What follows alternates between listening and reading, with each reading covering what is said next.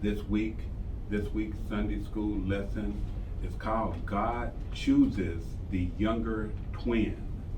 God chooses the younger twin. And this lesson will come out of Genesis chapter 25, verses 19 through 34. Genesis 25, 19 through 34.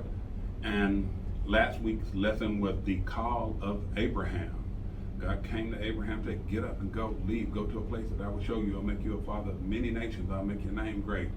In thee shall all the nations of the earth be blessed. And that will be in Jesus Christ through the lineage. We have Abraham, Isaac, and Jacob. This unit is called God Calls Abraham's Family. And so the first lesson was September the 4th, the call of Abram. And this lesson is for September the 11th, and it's called God Chooses the Younger Twin. There'll be no way for us to just go through everything in this lesson right here, but I'm going to go ahead and read it all while you're up in here, Brother Orlando, and just listen, because you were talking about food and things of that nature, and we run into food, a little food situation in this lesson right here, starting in Genesis chapter 25, verse 19b. Abraham begot Isaac. And Isaac was 40 years old when he took Rebekah to wife, the daughter of Bethuel, the Syrian of Padanaram, the sister of Laban, the Syrian. All these words and places do mean something. And Isaac entreated the Lord for his wife because she was barren. We know that Abram's wife was barren, and Isaac was the promised child. But here we see Isaac entreated. He prayed to the Lord for his wife because she was barren, and the Lord was entreated of him, and Rebekah, his wife, conceived. So we see that he prayed for his wife, and the Lord answered his prayer, verse 22. And the children struggled together within her. The children struggled together within her. That means it was more than one at one time. And she said, if it be so, why am I thus? And she went to inquire of the Lord. So she had the twins inside of her, and she could feel the struggle. And she asked God about it, verse 23. And the Lord said unto her, 2 nations are in thy womb, and 2 manner of people shall be separated from thy bowels, and the one people shall be stronger than the other people, and the elder shall serve the younger. So the Lord answered her and actually spoke to her and told her what was going to happen. And when her days to be delivered were fulfilled, behold, there were twins in her womb. And the first came out red all over like an hairy garment. And they called his name Esau. And after that came his brother out, and his hand took hold of Esau's heel, and his name was called Jacob. And Isaac was 80 years old when she bare them. So it's amazing. So he married Rebekah at 40, so this was 20 years later after they got married. Verse 27. And the boys grew, and Esau was a cunning hunter, a man of the field. He was an outdoorsman. And Jacob, he was a plain man, a mild man. He dwelled on the inside, dwelled in tents. Verse 28. And Isaac loved Esau. And Isaac loved Esau because he did eat of his venison. And then it says, but Rebekah, the wife, loved Jacob. And we find that in families sometime, and yeah. Okay, I'm gonna keep on going, we got a little bit more. And Jacob sowed pottage, and Esau came from the field. So Jacob was cooking. Evidently it had a good aroma and everything, whatever it was that he was cooking. It says Esau came from the field and he was faint. That faint is very tired, weary. We'll find, we'll read further. Yeah. And Esau said to Jacob, and we'll call not to faint. You shall reap if you faint not. And Esau said to Jacob, feed me, I pray thee. And it sounds like that here in the King James, but really he was kind of begging. He was really down and delirious. He said, feed me, I pray thee. And with that same red pottage, feed me what you have right there, for I am faint. Therefore was his name called Edom.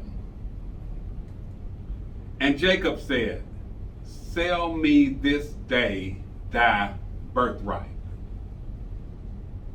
Because Esau came out first, and he would have had the main part of the inheritance, and his father was a wealthy man. Okay, so Jacob caught him in a very weak state, and had something he wanted to fulfill his fleshly appetite. Okay, sell me this day thy birthright, Jacob said. And Esau said, behold, I am at the point to die, and what profit shall this birthright do me? And Jacob said, swear to me this day. He made him swear on it. And he sware unto him, and he did it. He did it. And he sold his birthright unto Jacob. Then Jacob gave Esau bread, because word is bond. Jacob gave Esau bread and pottage and lentils, and he did eat and drank, and rose up and went his way, though Esau despised his birthright. And that's the end of that right there, brother. Going back to the food, how someone make a decision when they were hungry, and that's the acronym. Okay. One of the letters in the acronym said HALT. Never make the decisions when you're hungry, angry, lonely, or tired. And that's making a decision when he was hungry, because his flesh was in control. And that's what we talk about, because of how not only with our body yearning for some nourishment, our spirit does the same. In some way, one way or the other, through food or something else of the negative spirit, we usually have to go after it. We talk about feeding our flesh, and how our flesh is always at war with the spirit. It's always going to need to be consuming, though, the flesh and the spirit. And you have to be in that word to get the, absolutely, to be satisfied. Yeah, absolutely. And that's the only way you'll be satisfied. And that the flesh or the physical food alone cannot satisfy you. That's right. And we can see in the natural, we can see, we can use that and say, just like you need natural food, you need spiritual food. And then it can look like, well, you really, really, really need natural food, but you really, really, really need spiritual food. Absolutely. And you need both. Absolutely. And going with that, selling his birthright, because he highly valued that birthright as opposed to the food that his body was telling him he needed to crave. It's amazing. Okay, so it says he knows, let me see, he was delirious, he was thinking only about his flesh, he was thinking only about immediate gratification. He was not, he preferred that over the spiritual side and the things of God, his what he was supposed to have, his inheritance. Even goes, no, God knew what he would do. Some people talk about election and predestination and things of that, but God did not make him do that. He did that. And so Esau was red and hairy. We see Jacob. He was a trickster. Jacob cooked the stew. Esau, please feed me. He was preoccupied with his appetite. He's the father of the Edomites. When you really look at that, his birthright, he didn't focus on his birthright and God, but he focused on his physical appetite, just like you just said. And I'm gonna read a couple of points off of this. Let's see. Yeah, I wonder how good that stew was it worth it to him? Wow. It smelled real good. It must have smelled right. That must be some of the best smelling stew he ever had. He never, Wow. Our lesson reveals this week about God's sovereign choice of Jacob over Esau, and at the same time interweaves human factors such as parental favoritism, worldly values, and deceitful scheming. In this lesson, we see how God uses twin boys to begin to separate nations that have affected history to the present day. Esau and Jacob were rivals in the womb, and they would also be rivals in the history of the world. Our lesson this week shows us that our God is the sovereign ruler of history. Esau and Jacob were born into a family chosen by God to begin two great nations. One nation would be blessed by God and be a blessing to the world. The other nation would oppose that blessed nation. Wow. When God blesses his people, he has a specific plan for them. He blessed Esau and Jacob to become the fathers of two nations. And that was prophesied last week when he came to Abram and changed his name to Abraham and said, I'm going to do these things through your lineage. And in 42 generations, even from the beginning all the way to Jesus Christ. But even though they were rivals, we still see that God had a specific plan for each of them in history.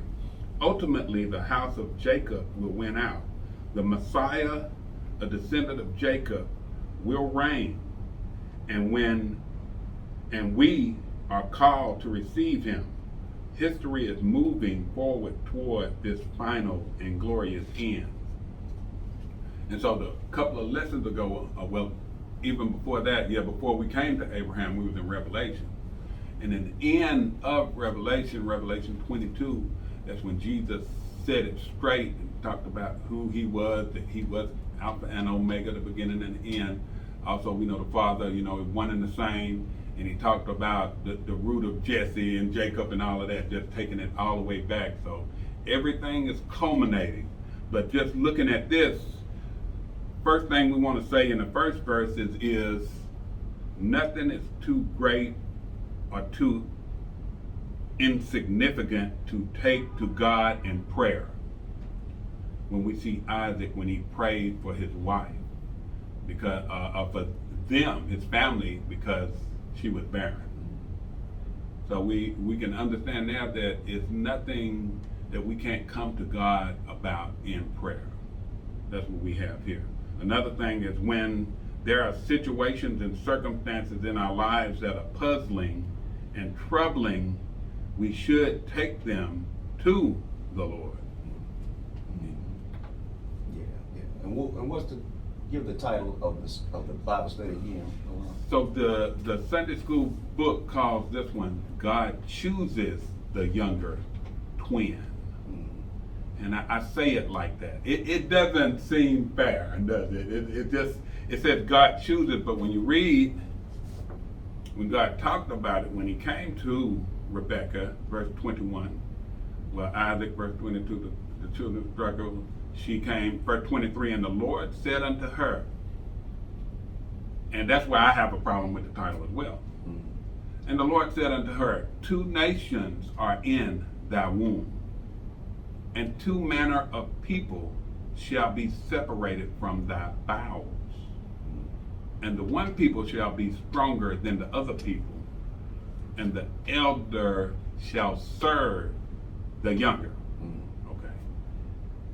Just because he said that, didn't, like I was saying earlier, didn't mean that he made it happen. Just because he knows the end from the beginning. Right. And then his will be done, but we make choices at the same time.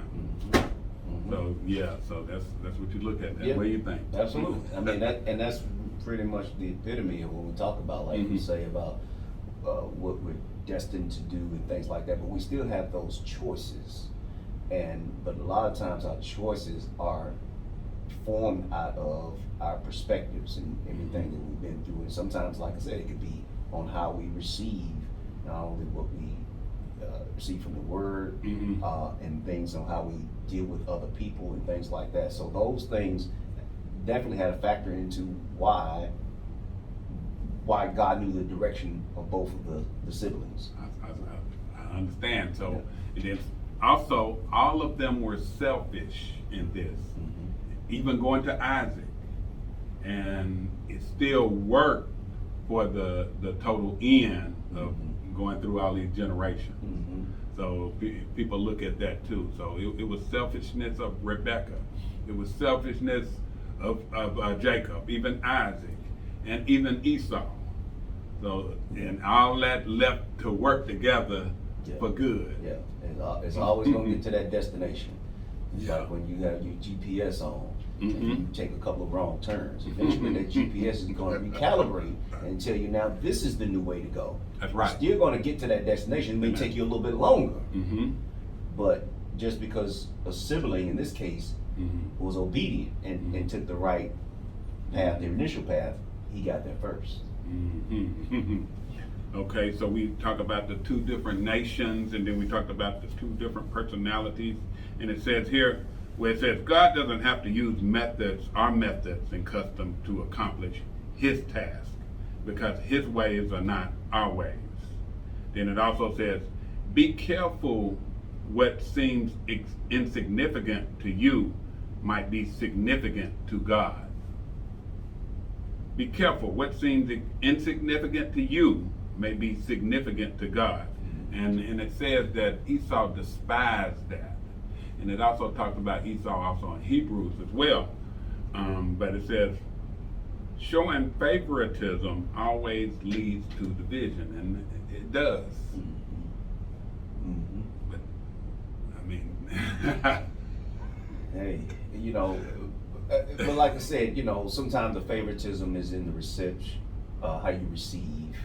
Right. And it's, a lot of times, I know even, I can look at my family, it's not that they like you said, one of the siblings might receive something a different type of way. Or it could be in my household where one of my sons, the older one, he left. Now he looked back and see what he shouldn't have done that. Exactly. And now he's like, my other younger son, like, oh man, he's like, but he chose to do that. That's right. Right. It still comes down to those choices. And then the favoritism, in some sense, is all about perspective. We talked about that earlier. Perspective. But, Well, praise God. This has been the Christian Business Connection. We thank you for tuning in, and we'll see you next week. I was glad when they said unto me, let us go into the house of the Lord.